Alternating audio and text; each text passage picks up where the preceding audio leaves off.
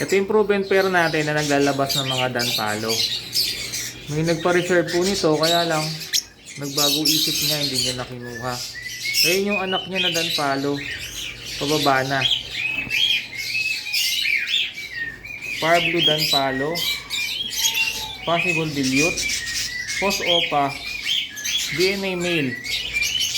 Ito naman, blue danpalo Ewing opaline, sex link female. Tapos yung isa, dilute, possible dan, yung sa loob. Yan, dilute post dan, post opa itkak. May itlog na rin siya, oh. May dalawang itlog na, buti na lang hindi ka agad nakuha para makapag-breed pa tayo ulit.